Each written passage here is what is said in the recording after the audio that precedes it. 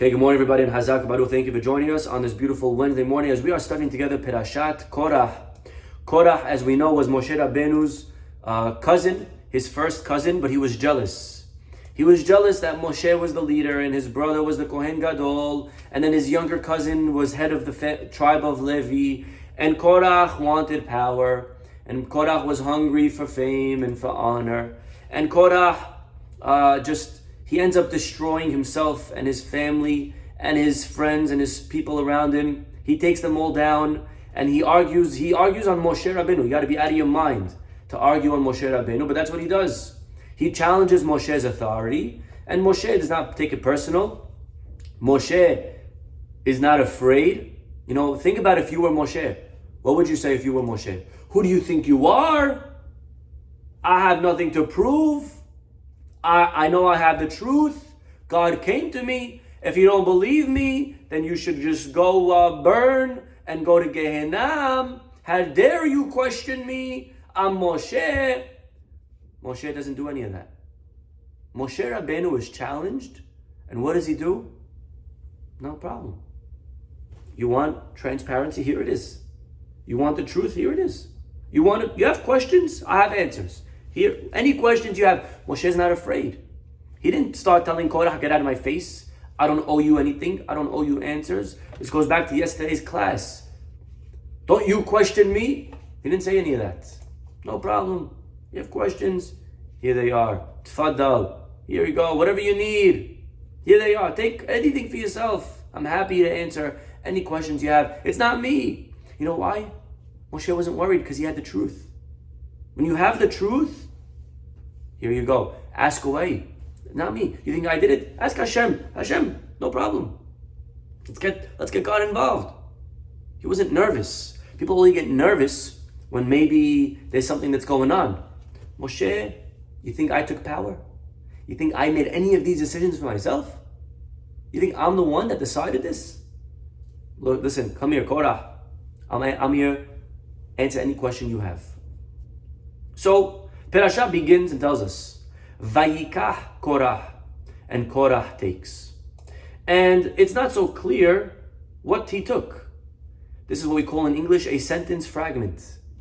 It says, Vayikach Korah, Korah took, and you would expect the Perashat to now continue and say, what is it that he took? Did he take money? Did he take, I don't know, cheese? What did he take? I don't know. What did he take? Vayikach, it doesn't say. Vayikach Korah. So today's class, I would like to go through different answers and ideas of what could it be that Korah took. Okay? We open to Rashi, and Rashi has what to say. Now the truth is, we already answered this question yesterday. If you remember, yesterday we saw the Midrash that Korah brought 250 of the men with him. He dressed them up in a talet, and he said to Moshe, wearing these 250 men wearing tzitzit, he says, Moses, do these guys wearing a blue robe, do they need to still add the blue string on the corner, techelet? Moshe said, yes, of course. And Korah started laughing. He said, what kind of foolishness is this? if a white robe, one blue string on the corner now is enough. Here the whole robe is blue strings.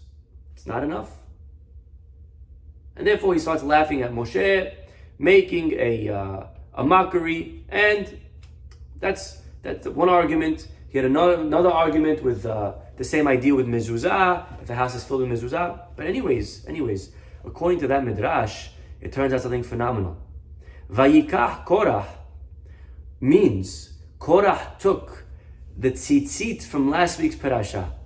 At the end of last week, it says tzitzit, and that's how the parasha ended. And the last note was tzitzit, and our parasha begins on that note, Vayikach Korah.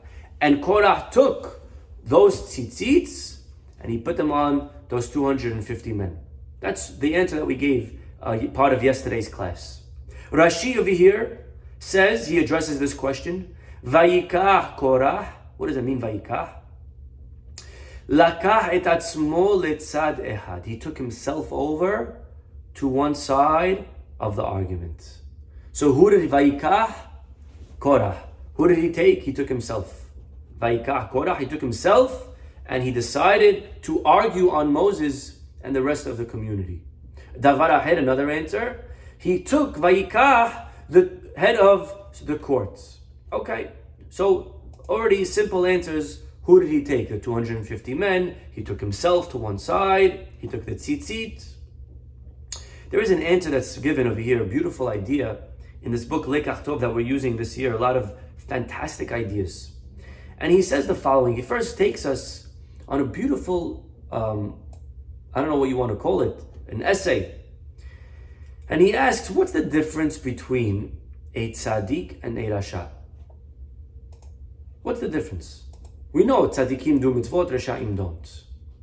But there's something a little bit deeper than that. Maybe a hashkafa, an outlook in life. Why does a tzaddik become a tzaddik? Why does a rasha become a rasha? And he says, is that the difference is very simple. Righteous people are here to serve Hashem. They come into this world and the thought that they live with, what can I do, God, for you? That's how they wake up, that's how they breathe, that's how they think. They're always thinking, God, what can I do for you? The Reshaim are always thinking the opposite. Wicked people wake up and say, God, what are you going to do for me? The difference between righteous and wicked is in this question. Are we here to do or are we here to take? Are we here to work? Are we here to receive? Compare Yaakov and Paro. Yaakov wakes up in the middle of the night. Ve'hineh Hashem nitzav alav. Yaakov Avinu wakes up and he sees God is standing over him. In Yaakov's vision of life, in Yaakov's mission of life, God is over me. God tells me what to do. I'm here for him. Hashem is on top of me.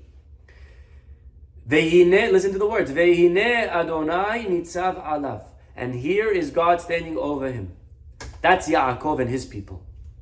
But not so Paro. Paro and his friends have a different philosophy. Paro understands that I have God to serve me.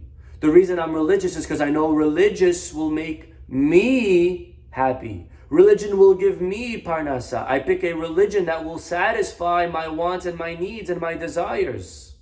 I'm not here to pick a religion to serve God. I pick a religion because I know that God will serve me. If I choose you as my God and I rub your back, then you rub mine. Paro views life with a different pasuk.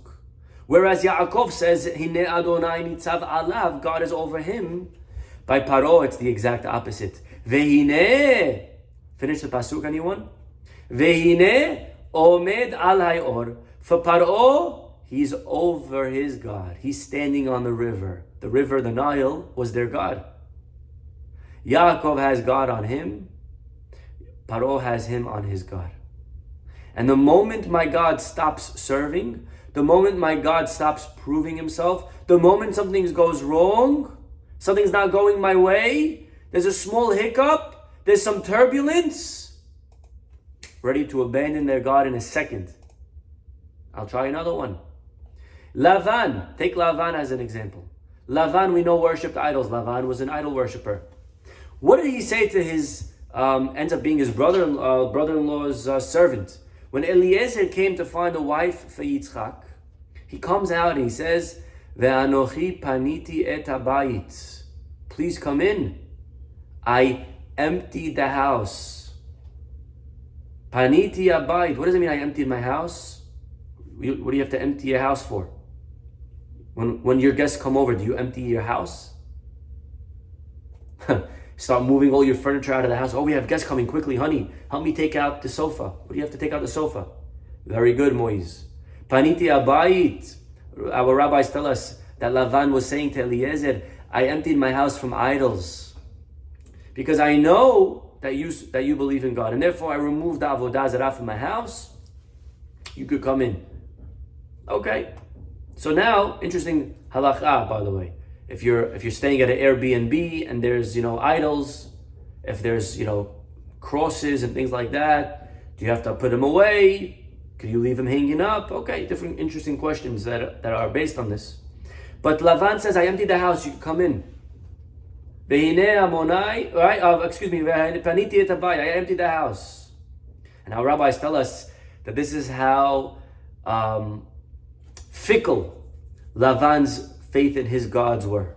Lavan believed in his God, but only because he believed that his God would then provide for him. The moment he saw somebody wealthier, the moment he sees a Eliezer who has more wealth than him, Lavan abandons ship. Why should I serve my God? Eliezer's God gives much more. He's much better.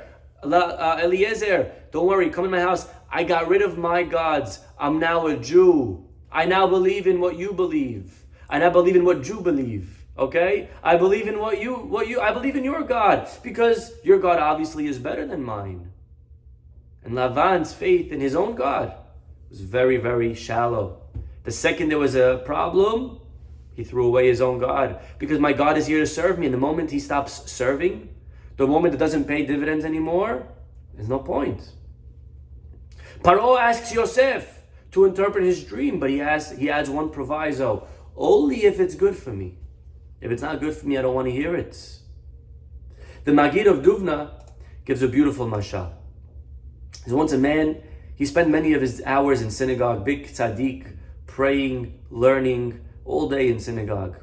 He had a business, but he let the business run itself a little bit. He didn't put too much time and effort into the business. He did minimal ishtadlut. One day a huge buyer comes to his house and he says, I'm looking for so-and-so. The wife says, well, he's not available. He's in the synagogue. Okay, well, the buyer leaves. He's going to place a big order. But he went to get his business elsewhere. Then later that day, the husband comes home for lunch, and his wife says, you had a big buyer came earlier. He wanted to buy a lot of jewelry or whatever it was. The guy says, what? A big buyer? Why don't you call me? He said, I don't know. I don't want to bother you. You were learning. You were praying. Husband says, listen, here's the rule. Anyone comes to the house asking for me, you come to the synagogue and you interrupt whatever I'm doing. Bring me, because we got to feed the family. I love learning, but we also got to provide. Anyone comes, please, next time, don't hesitate. Okay. Well, Maggid of Duvna, only he could come up with these clever mashals. Happened a week later, the man's in the synagogue learning again. And all of a sudden, a guy comes to the door, knocks on the door. But this man wasn't a buyer. This man wasn't in jewelry. This man was a collector. He was collecting tzedakah. So he comes to the house, he knocks on the door. The wife opens up, how can I help you? He says, is your husband home? She says, 1 second, don't leave. He runs to the shul. She says, honey, quickly, someone's by the house. He closes the books. He runs to the house. He says, yes, how can I help you? He says, please, do you have any tzedakah? He gives the guy a few dollars. When he leaves, he turns to his wife. He's like, what are you doing? What are you calling me, bothering me in shul for this stuff? She says, what do you mean? You gave me very clear instruction. Anyone comes to the house, I should come and call you. Husband says, no, listen, honey. You only call me for people that are going to buy. All the people that are going to give me money. If someone's going to take, don't bother me. Leave me alone. Says the Maggid of Duvna, some people in life, like this man, only are available when it's time to receive. You calling me because you want to give me? That's fine, I have time for you. You calling me because you want to give me a check? You want to pay me? You want to take me on a trip? You want to take me golfing on the house? I'm available. The moment I got to now start shelling out, moment I have to give, how many times are we like that with our spouse? When we need our spouse, we make sure we're available. We call them up. Are you home? Make sure you're home. I need to talk to you. Something on my mind. I need your advice. I need you to keep me company. I'm bored. Let's go out for dinner. So long that we need them, we want to take, we're available. And the moment they're here to collect, the moment they need us, we're no longer to be found. I don't have time. I have a thing. I have a class. I have to learn. I have an appointment.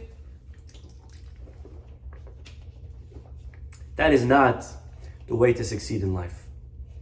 And therefore, Korah, our rabbis tell us, was a taker. Korah never learned to think of someone outside of himself. And really, this is what marriage is all about. The reason Hashem created a concept of marriage is because marriage is a space in where I could start to think about other people. In marriage, I start being other-centered. In marriage, I start being less self-centered. I start thinking about other people. My ego now needs to take a step aside, and I have to make room for somebody else in my life. Korach never learned what it means to give. His whole life, he remained a rasha, a taking personality. Vayikach Korah. What did he take? The answer is, he didn't take anything. The Torah is telling you a fact. Vayikach Korah. Korah was a taking type personality. You have type A, type B. Korach was a taking type. Type taking. That's who he was. Vayikach. His whole life, he took. When it was beneficial, he was in rounds. And therefore, he remained egotistical. He remained arrogant. Comes along again, the Maggid of Duvna with another mashal. A king once had few fields. He needed them to be worked and gardened. He hired one guy, he put him in charge of one field. He hired another guy, put him in charge of 2 fields. Another guy put him in charge of 3 fields. And each one received the same exact salary, $1,000 a week. Same exact salary for every single person. 1,000, same payment. This guy had to watch 1, this one 2, that one 3. At the end of the month, the guy who had to watch 1 field was annoyed. Why am I only watching 1 field? I want to watch 2 fields. I want to watch 3 fields. I want to watch more fields. He comes to the king. He says, Your Honor, why is he watching more fields than me? The king says, I don't understand. What's your problem? I'm paying you the same exact that I'm paying him. $1,000, not per field. $1,000 total for you. $1,000 total for him. You're getting the same exact thing as the guy. Why are you so annoyed? He says, no, I want to watch more fields. The king realized this man didn't want to watch more fields. You know why you want more fields? You want to hustle more fruits. The more fields you're watching, the more fruits you could steal. So if that's the case, says the king, even the 1 field that you have, I got to take away from you because you're probably robbing me on that field as well. So says the Maggid of Duvna, Korach, being that he wasn't interested in giving, anything that he wanted, he was really trying to take. He wants to be the leader. You think he wants to be the leader to serve the people? That's not what Korach wants. He doesn't want to serve. He doesn't want more fields because he wants to do for the king. He wants because he knows the more he has, the more he'll take, the more honor. And so what does Moshe say? He says, Hama'at mikem. Is it so little for you, Korach, that you have all of this property, all of this kehuna, the leviyah, you have all of these things going on for you? Is that enough? Is it so little that you have? But the word in Hebrew is hama'at mikem. Do you have too little from you? What's from you? He should have said hama'at lachem. Do you have so little? Is there so little for you? That's what he should have said. Is it so little that you have? He says mikem. Says the Maggid of Duvna. Because if you have all of this power and hunger for power, it must be that you want more just to take for yourself. And therefore, mikem, you will lose even the 1 field. And that's what happened. Korach ends up losing what he had. Korach had a lot. He had a lot more than other people. But it wasn't enough. He needed more. He had a beautiful field. He needed 2 fields. He had Levi. He wanted Kohen Gadol. And what ends up happening when you want more in life, when you're not happy with your lot? You end up losing not only what you don't have, the extra bit that you wanted, not even that, but you even lose the beautiful life that you already do have. So Korah, being a taker, he couldn't think of giving anything that he wanted. And therefore, when he says to Moshe, I want to be a leader. You want to be a leader for yourself? If that's the case, then we got to take away even the position that you own. Korach never learned, furthermore, there's another deeper idea over here. Our rabbis tell us how dangerous Machloket is. Not to be like Korah. Don't be like Korah. The Mishnah says in Pirkei Avot that there's nothing wrong with Machloket. Machloket in itself is okay. But you have to know which type of Machloket you're in. Some Machlokets are good, some Machlokets are bad. What kind of Machlokets are good? Any Machloket that's Leshem Shamayim is good. Machloket that's for the sake of heaven, that's good. What's that? That's like Hillel and Shammai. Hillel and Shammai had Machloket.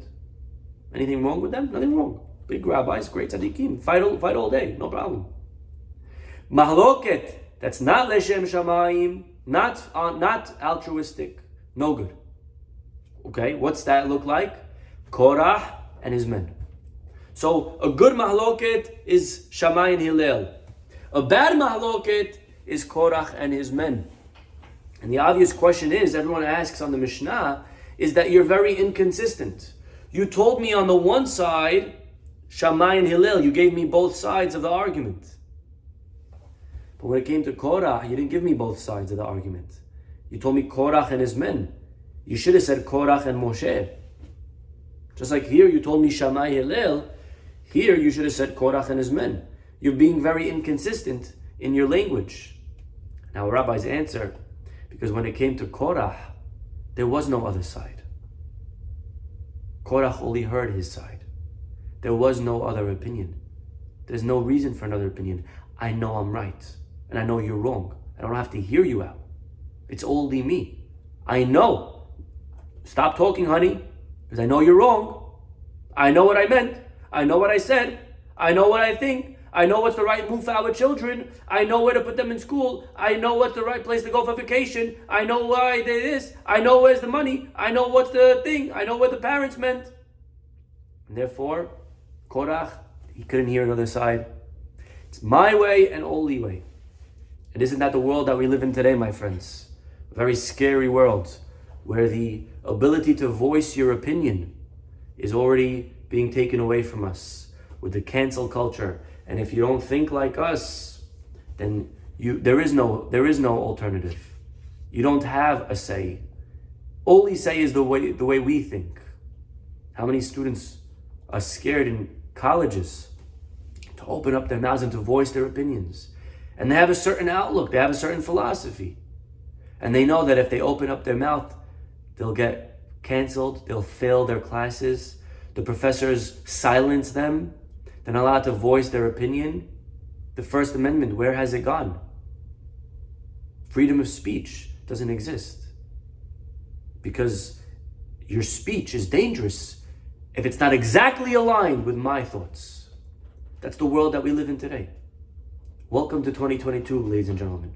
Or I should say others and others. Can't even say that today. You know what I mean? It's very scary. Very scary times. This is Machloket shelo leshem shamayim. If I can't hear you, if I can't hear your side of the argument, if there is no other opinion, it's my way or no way. That's very one-sided. That's Korach. Torah warns us, don't be like Korah. Can't be like Korah. To hear, have an honest argument. It's okay. You could disagree. We always disagree. We were never meant to think the same. From the beginning of times, 2 Jews, 3 opinions, that's fine. But at least have the conversation. Shammai, very rarely did he give in to Hillel. And Hillel very rarely gave in to Shammai. The goal is not that I need to give in to you, but I hear you. I'm open to hearing what you need to say. I'm honest. I'll try to whatever extent possible, remove my biases. Our rabbis ask, why does it say Vayikach Korach? Shouldn't it have been more appropriate to say Vayikhu Korach?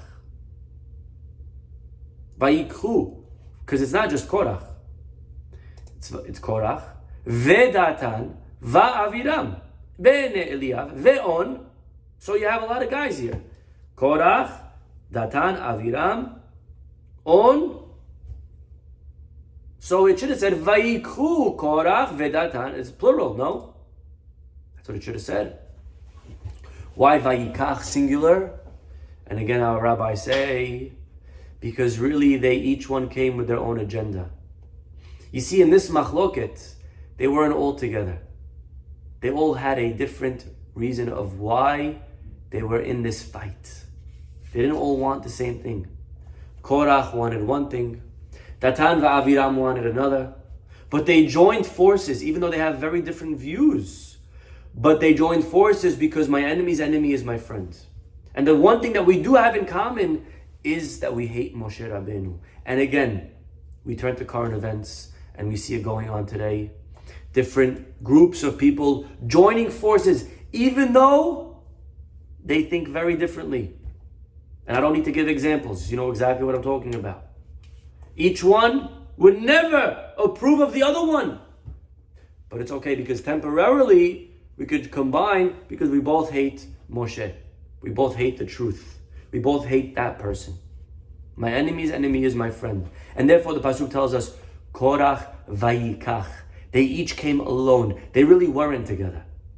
There was no unity in this argument against Moshe. It was a very temporary union, alignment, just to get rid of this guy. But afterwards, there would have still been Machloket. Because the second he's gone, the second Moshe is out, you don't think there's going to be fighting amongst them? That's what happens all the time in politics. They all combine against one side, and then when the other side's gone, they still argue against themselves. That's how it is. And therefore the Mishnah says, Lo yihye, don't be like Korach va'adato. The Mishnah says, you know what's in a non-appropriate machloket? One that's like Korach and his men. Again, why does it say Korach and his men? It should have said Korach and Moshe. The answer is, the argument wasn't with Moshe. The argument was even amongst themselves. Even within their own camp, they couldn't find peace and equal opinion and a unified voice. And therefore, vayikach, singular, powerful. One last idea of what did Korach take. Rav Bogomilsky brings down in his beautiful Vedibarta Bam a nice story of Rav Nachum of Chernobyl. Rabbi once came to him, impressive looking rabbi, and he said to him, listen, I want to teach you Kabbalah. He came to Rav Nachum of Chernobyl, I want to teach you Kabbalah. You want to learn Kabbalah? And Rav Nachum of Chernobyl was very enticed to say yes. But he had to say, listen, before I give you an answer, I must be honest, I have to first ask my rabbi. He went over to his Rabbi, the Maggid of Mezrich, and he said, no, Rabbi, what do you think? Could I learn Kabbalah with this rabbi? The Maggid of Mezrich said, I'm so happy you came to ask me, because you should know that this other rabbi, his Kabbalah that he has is from the Koach of Tum'ah. It's sourced in impurity. He's a very dangerous rabbi, cancerous, stay away. He said, wow, okay, thank you for telling me. And then the Rabbi turns back to his student and he says, but I just have one question. How did you have the wisdom to be able to even come and ask me? Most people, when they have the opportunity to learn with someone, Kabbalah, they take it, they jump on it. How come you knew not to say yes right away? How did you know to ask? And Rav Nachum of Chernobyl said, I'll tell you, when I was a kid, my mother passed away at a young age. My father remarried. Unfortunately, my stepmother was very cruel to us. She treated us like second class. She yelled at us. She hit us. She reprimanded us. She gave us no love. Dinner time, she gave us minimal portions. One day I came home hungry. She wasn't in the house. So I decided to serve myself dinner. And I gave myself an even smaller portion than she would have given me if she was serving. I gave myself the amount that I knew she would be for sure okay with. And I ate the dinner starving. I gobbled it up. She came home. She saw the pot was missing a small portion. She looked at me. She said, why'd you take? I said, I'm sorry. I was hungry. But I took a smaller piece than what you would have given me. And she started hitting me. And she started beating me. And all she kept saying, in Yiddish, in life, you do not take by yourself. In life, you don't take by yourself. And he says those words taught me a very big lesson. I am many, many years older, and I still have those words ringing in my ears. In life, you never take alone. In life, we can never make a decision by ourselves. If we want to succeed in life, we must always seek outside counsel.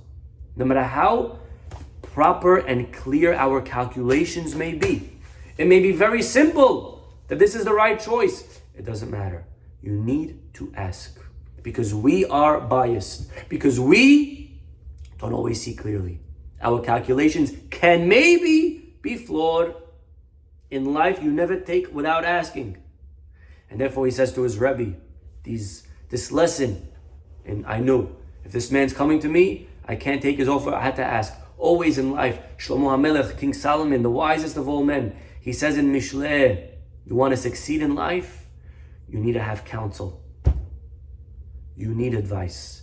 Lo tov heyot ha'adam levado. You cannot go through life alone. People that are successful have a partner, they have counsel, they have advice, they have mentors, they have gurus, they have people outside of themselves. Know this, if you go through life alone, there is no way you will succeed. No successful person succeeds alone. Everyone must have an outside opinion that they're able to constantly turn to for advice, for wisdom. Tovim hashnayim ha'echad. Two people is better than one. One person alone may make $300,000 a year. That other person that he's combining with makes $300,000 a year. When they work together, what will they now start making? If he makes 300 and he makes 300, what will they start making when they combine forces? If you answered 600, you're incorrect. Tovim hashnayim ha'echad. The two work much better than even each one individually. Together they can make millions. Because alone, you cannot achieve anything near what you're able to achieve when you combine forces with somebody else. 300 plus 300 can maybe equal 900. 1 plus 1 is not 2. Tovim hashnayim ha'echad. Korach took without asking. Vayikach Korah. Korah made this decision alone. It made sense in his head. He relied on his own wisdom. He relied on his own prophecy. He saw Shmuel HaNavi coming. He thought he was 100% right. And he made a decision. What happened? Ground opened up. And I guarantee you, if you went to Korach, by the way, you would see a big Talmid Chacham. You would see a rabbi. You wouldn't see somebody who was eating pork with tattoos on. That's not Korah. Korah was a rabbi. You need to know this. Big beard. Big beard. Huge beard had Korah. Suit, everything. Big nice kippah, everything. Korah was a rabbi. We all think we're rabbis. Kulanu chachamim. We all think we're right. Korach thought he was right, and it could be you are, by the way. Could be we are, but seek counsel. Ask. Don't just do alone. Don't make decisions by yourself. Got to get a proper, competent, authoritative opinion. By the way, what I just said, I'll say it again. You have to get advice from a competent person. A lot of people get advice from the wrong person. They go to their friend. Hey, tell me, who's right, me or my wife? And they get advice from a guy who himself has having shalom bayit issues. Who are you asking? You have to ask someone competent. You have to also ask the right person.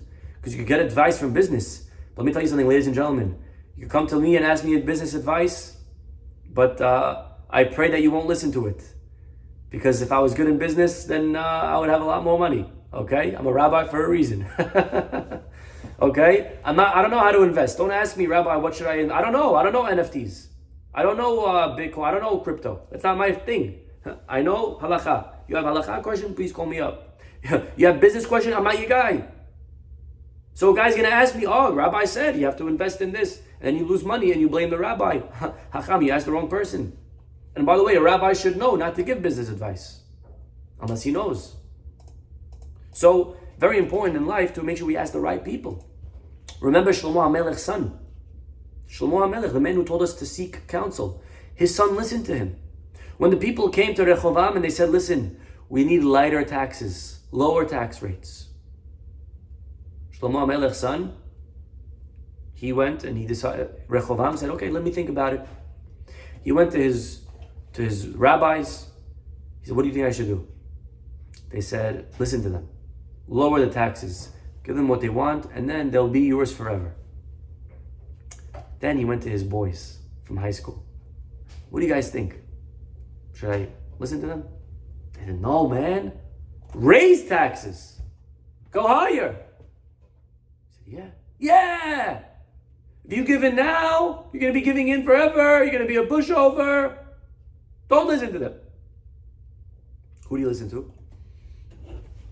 The rabbis or his friends? Unfortunately, he listened to his friends. And you know what happened? He raised taxes. People started hating him. And they split the Jewish kingdom into two. We don't have chilek in this family. Who cares about David? We're done with this family. And they started the kingdom in the north. It was the first civil war, I think, in Jewish history. I mean, the first one was Cain and Hevel, right? Okay, fine. But it was the first civil war in Jewish history. They split up and they started the kingdom in the north. And that was the beginning of the end. Because he got advice, but from the wrong people. So in life, very important to remember this lesson. You never take without asking. This is the lesson that Rav Nachum of Chernobyl learned from his stepmother who hated him. It was a very valuable lesson in life.